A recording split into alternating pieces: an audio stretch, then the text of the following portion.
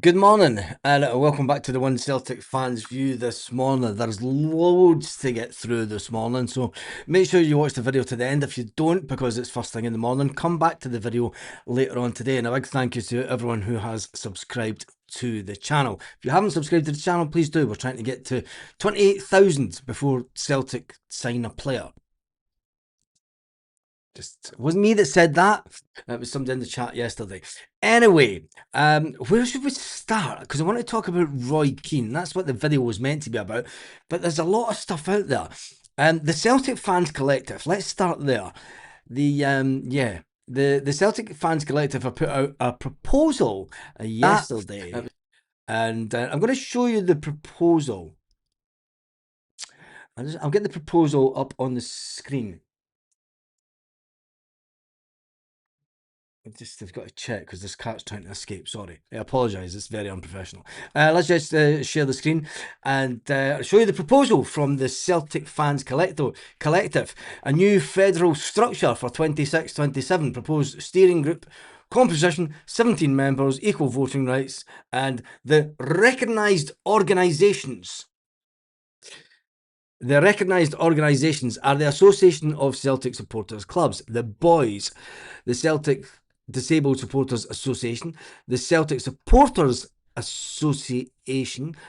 I thought they'd stepped back from it, but never mind. The Green Brigade and the Celtic Trust. And the CSC signatories. The collective will elect 7 delegates voted by the CSC's only. Fan media, count me out. I am not fan media, and I'm just putting that out there. The Celtic collective. The collective elect 2 delegates voted by fan media only, and individual fans 2 delegates. Collective elect 2 delegates. Candidates required 10 nominations. Steering group of 17 members, equal voting rights, elected members elected to contribute to beyond formal meetings, responsible for decision making and engagement. Note the structure of the proposal for consultation, feedback welcome regarding representation, balance, and safeguards.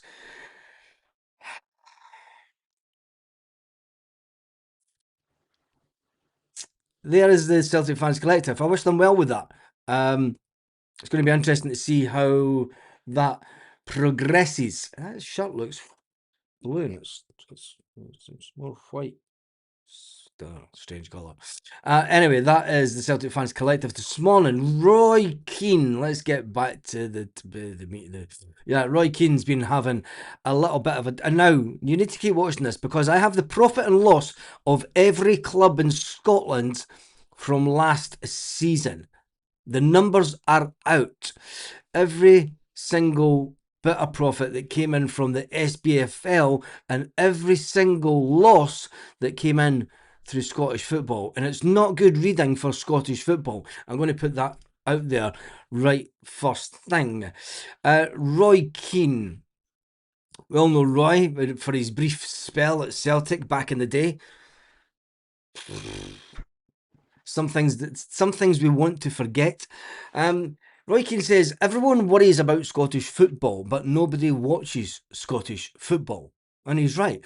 Everyone was worried about Scottish football last season when they thought Hearts were going to have a chance to win the league. And they thought that, Hearts are going to win the league. So everyone outside Scotland, England, backed Hearts to win the league. They wanted it. They said it was for the good of the game. It was for the betterment of Scottish football. That someone outside Celtic finally won the league. They pinned their masts to the colours and the colours to the masts. And Celtic won the league on the last day of the season. And it devastated them. Everyone. They were all gutted. Let's be fair. Whilst Robbie Keane saying that everyone worries about Scottish football but nobody watches it, I kind of get what he's saying because the English call Scottish Football League a pub league. And when you look at what he really says and what Ian Wright said, he said that the Scottish Federation need to do more to build that league. They don't play football there. I think they do play football. And I think that we've beat many English teams over the piece. And don't know. Not all countries are as. I mean, there's a lot of European countries do not like the English league. because it is so money focused and the TV deals are so English football centered. There's not many other leagues around Europe that get the same kind of money as the English. But anyway, our neighbours next door seem to think that we're shite, but who cares? The SFA has been brought into it, the politics between Celtic and Rangers, and I'm going to step in here and say, it's all about Celtic and Rangers maintaining the status quo in Scottish football. The figures that I'm about to show you will tell you otherwise. The fact that when Celtic win the league, it's Celtic's as a club. It's our job to win games. Every club. Salford, Bradford, Birmingham, Kidderminster, Dundee, Montrose. It's your own club to get your own house in order. It's not our fault that Celtic Football Club have their house in order. Now, I know that this is going to just wind people up because a minute ago we're talking about the Celtic Fans Collective and looking forward to protests and everything next season. But putting Celtic and Rangers in the same bracket, I think, is absolutely disgusting. And I'm going to tell you why. Let's jump over to the profit and loss of the SPFL. What are the little shits doing now? Get cats and have a happy life. I'm going to show you, once I could just find them. There it's there. Now, this is the profit and loss from every single club in Scotland. And thanks to JBNY Sports for this information, as the gardener decides to just get right outside the apartment. Let's jump onto this screen. And this will show you that Celtic made a profit in the Scottish Premiership of £33,934,000. 33 million profit from trading players, etc., in Scotland and other stuff. Falkirk made a profit of 1.54 million.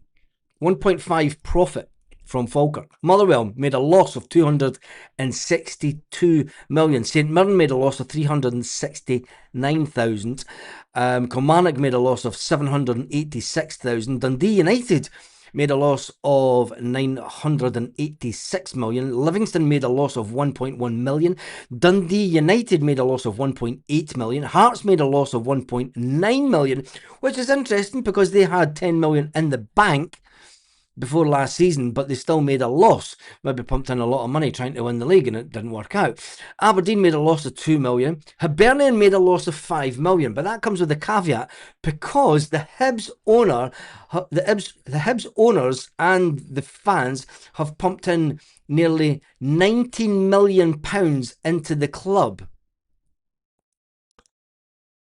between February 24 and June 25, as they approved a new shareholder thing. So that's they did spend a lot of money. They expected the loss due to Hibs' investment in the stadium and hospitality upgrades and the training facility out at Tranent. Yes. So, and then the big one, the big loss, and this is why I refuse to accept that Scottish football, Celtic and Rangers, should be combined with anything. Rangers made a loss of £14.8 million last season. 14.8 million. See if English commentators are going to say that it's because of Celtic and Rangers that everything's wrong at Scottish football. You need to dive into the numbers. When you go into the Premiership, the Championship, St Johnstone, they've got a new owner, didn't they? They went down with their new owner and he was trying to make the club profitable again. Well, he did. They made a profit of £364,000. £364,000. I'm going to do a video on a club in Spain that got promoted into the La Liga, spending only €380,000 on transfers. They competed with a team that spent 18 million on transfers to get into the La Liga. Watch out for that video. Air made 10 grand profit. Fantastic for a small club. Ross County broke even. That's strange that a club completely broke even. Greenock Morton, 39 grand loss. Rafe Rovers, 183,000 loss. Partick Thistle, £365,000 loss. Ayr United, 440 grand loss. Queen's Park, 800 grand loss. Dunfermline Athletic with Neil Lennon at the helm made a 1.7 million loss. Lenny, what are you doing to the club in Fife? That's a massive loss for a small club. How on earth will Dunfermline Athletic be able to turn those figures round? That is unbelievable. Anyway, when you look at League One in Scotland, Montrose made a profit of 18 grand. Those fishy people out of Montrose, 18 grand profit. That's good for a club away down in the League One. Annan Athletic didn't post the results. Stenhousemuir made a loss of 26,000. Peterhead, 50 grand. Kelty Hearts, how can they get back a 63 grand loss? The stadium is basically a Sunday League stadium. It's how do they turn that into a profit? It's unbelievable. Arbroath, £187,446 loss. Queen of the South, 196. Alloa Athletic, £400,000 loss. Cove Rangers, 467 grand loss. How does clubs down there turn that into a profit? Scottish football's in a bad way. Don't be blaming Celtic and Rangers. Don't be blaming Celtic because we made a £33 million profit, as you see up there. And I hate the fact that English commentators, Irish as Robbie Keane is, they sit on their high horse on STV and they talk about Scottish football. They never watch Scottish football on a week-to-week basis. They maybe watch the Glasgow Derby. They maybe watch a Hibs Hearts game if they're lucky. They definitely don't watch the new firm derby, which is Aberdeen Dundee United, but that's not a new firm derby anymore. Anyway,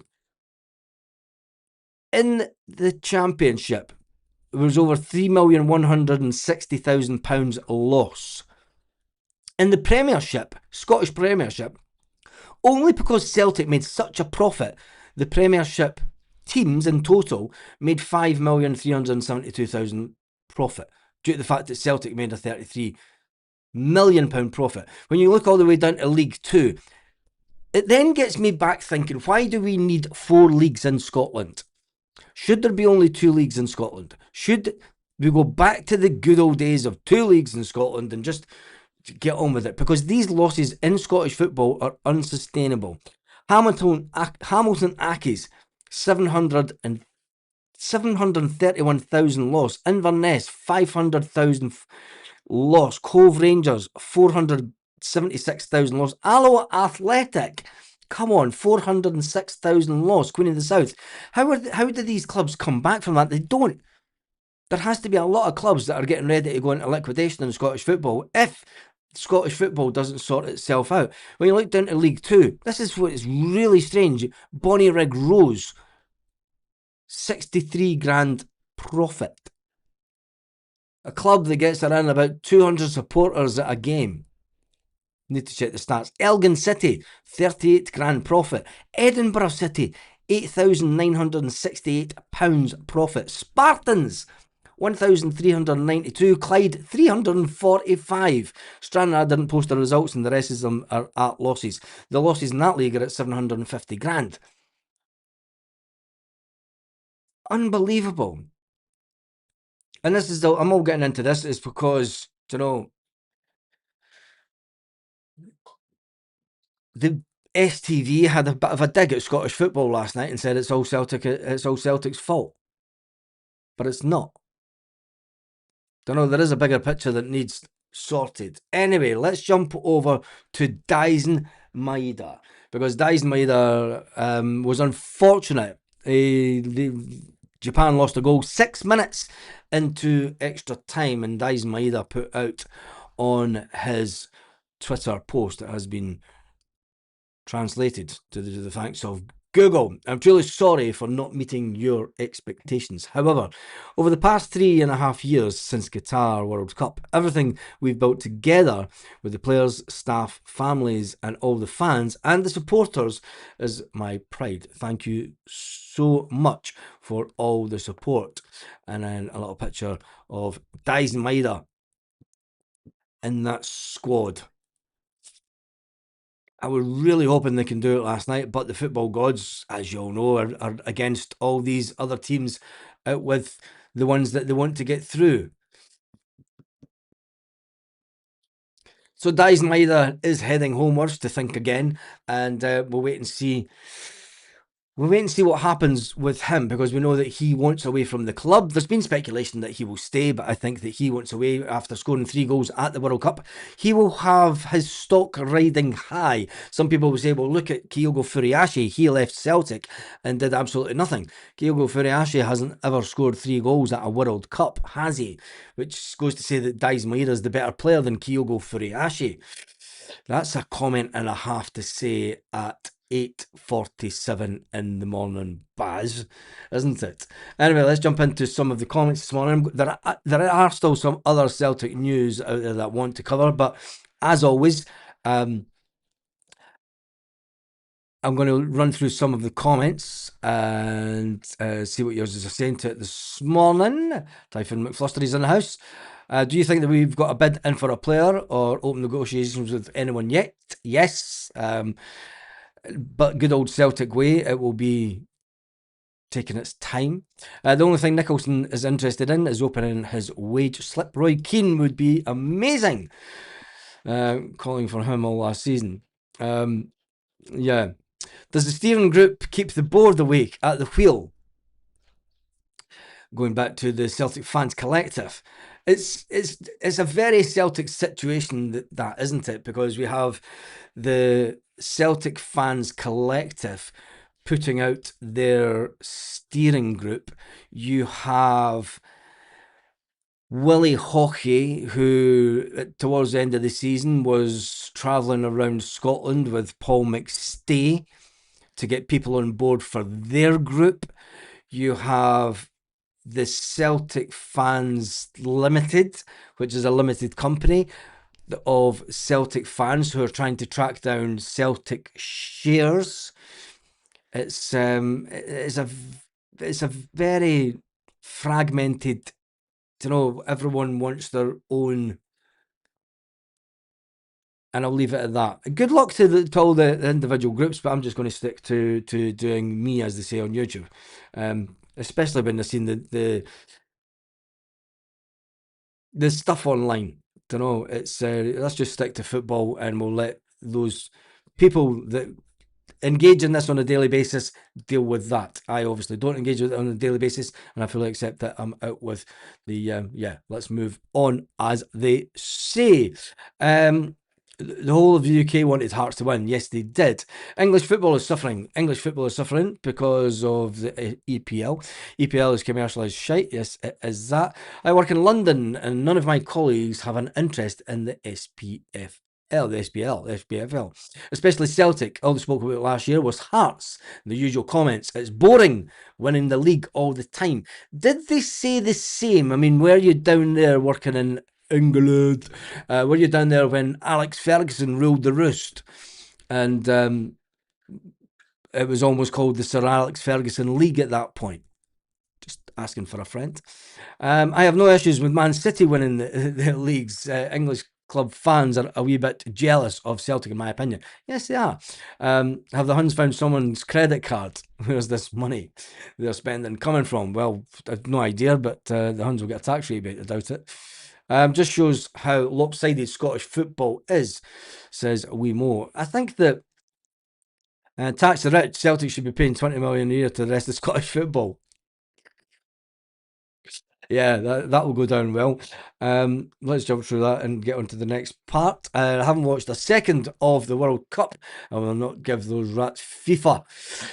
Yeah, totally corrupt scumbags. Yeah, I've not watched. I watched some of the early games. I tried to do watch-alongs with it, and I thought it's just the football wasn't the best football. I watched some of the games. The endings of games have been ridiculous, and that's all I'm going to say. FIFA is corrupt as anything. Yeah, move on. Thank goodness that Scottish football is back. They didn't. They did when Man United being top. The English hated it because it was Manchester United and it was Alex Ferguson who run the league at the time. Right. A lot of chat this morning about Elliot Watt, that Celtic should put in an offer. I'm loving it, the fact that that we're all, there's people out there that think that they're better than this job than Martin O'Neill and co, but we'll leave that to them. Goalkeeper that has been linked with Celtic has rejected a Wolfsburg move. Will he be at Celtic? Not too sure. We'll wait and see what happens with that. I'm not pinning my mast to any player until we have pretty much verification that the player has signed a deal, because the speculation about players are unbelievable. Jim, this is why I didn't watch the World Cup when it was in America the first time. Probably the worst World Cup in my lifetime. You're right. This nonsense, and sorry to jumping in, it's just because Jim mentions the World Cup there. This nonsense that the Americans have sneaked into the game, and FIFA bent down to them. FIFA could have said, no, there is no advert breaks. We're not putting the game into quarters. If a game's in a stadium that's air conditioned and the temperature is 21 degrees, you've got a whole host of countries that play at hotter temperatures at night in their own countries. It could still be 26, 27 degrees when Spanish teams play in Spain at night. I'm just saying. Yeah, there's been games where it's been 21 degrees inside the air-conditioned stadium. Now I get it.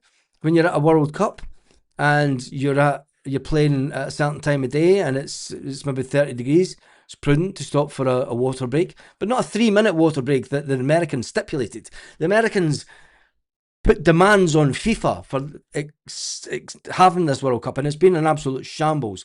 And I'm glad that I haven't watched as many games as I thought I was. Holland got to beat Morocco last night. No idea. I haven't looked at any of the results. As I said, I just looked at the Japan one due to the fact that Daizen Maeda was unlucky getting put out the World Cup. Would I went to extra time? I'm not too sure. But anyway, Roy Keane, we've done that one. We have spoken about the Celtic Fans Collective, and we've spoken about all the money that is lost. It's interesting, the Hibs one, because the Hibs, talking about the finances of the club, Hibs have actually been a very profitable club over the years.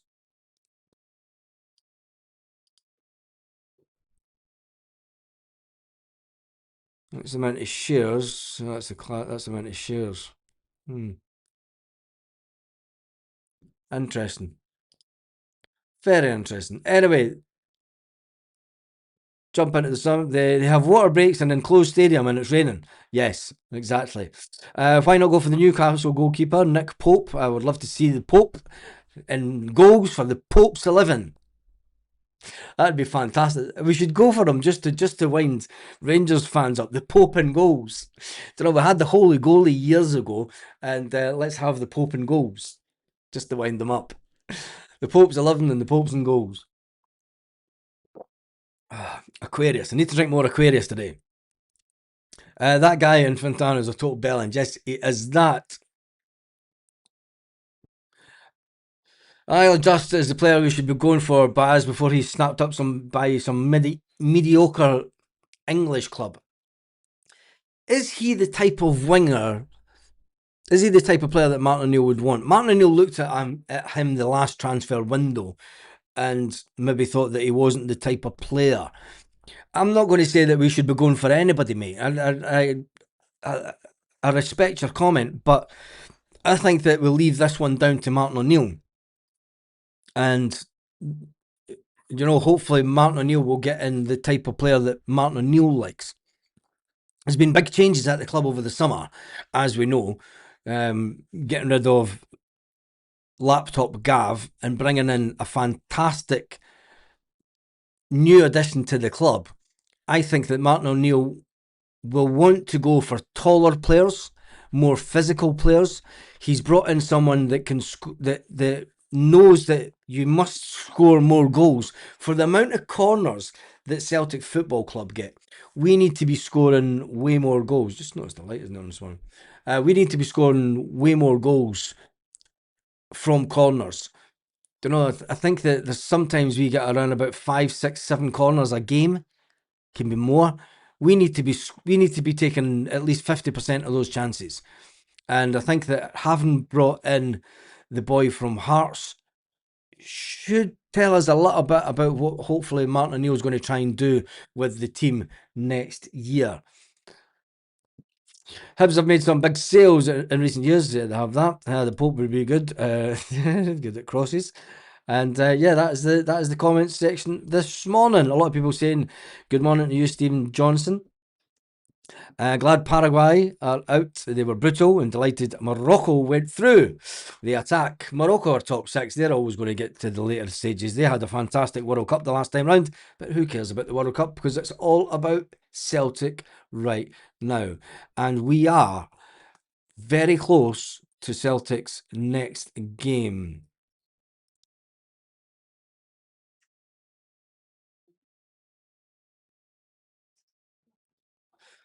There's a breaking story. The snag. Why are all these? You can tell all the companies that own all the same media. Honestly, let's jump onto the Celtic website and ability counts, including at Barrowfield. Yesterday. And we are, when it comes to the next game, the first game of pre-season. Are you going to the first game of pre-season? I know there's quite a few buses heading down to Belfast. There's buses heading over from Scotland. There's 7 days, 9 hours, and 1 minute until Celtic kick off their pre-season 26-27 season. It's not long. Water breaks are bull, but seen some good games. Being Insomniac, I've seen most games, definitely not the worst World Cup. South Africa. Away, South Africa was brilliant. You had the Vuvuzela.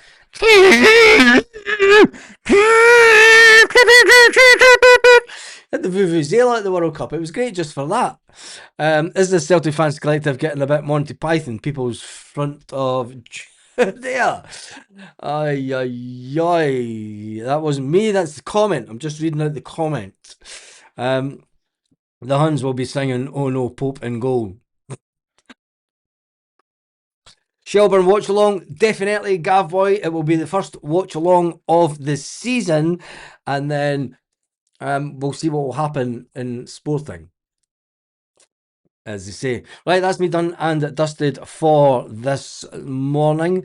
Big news is Robbie Keane and his English pals have said that, it's pretty much Celtic's fault, the state of the SPFL. We showed you the results, the financial results from every team in Scottish football, which doesn't make great reading for people that watch football in Scotland. It brings forward the question again, should Scottish football revert back to a two-team league? The people say it's already a two-team league, bags.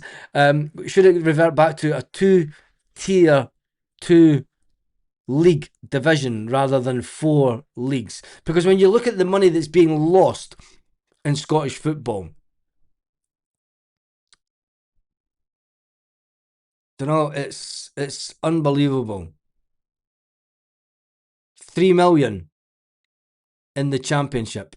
How can the Championship create enough income? How can Dunfermline Athletic overcome a 1.7 million deficit? They'd need to sell 2 or 3 players for £1 million each just to try and break profit and make some money. It's a sad state of affairs, and how the hell's Rangers managed to make a £14 million loss? It's not making these figures up. That's there. Look, they made a loss. Anyway, thank you to everyone who has been on the live this morning. Make sure you subscribe to the channel, and I shall see you later on this evening as we do a little bit of an update, getting ready to, yes, we're getting back in the mood for the season, aren't we? Have a fantastic day, Celtic fans, wherever you are, all around the world.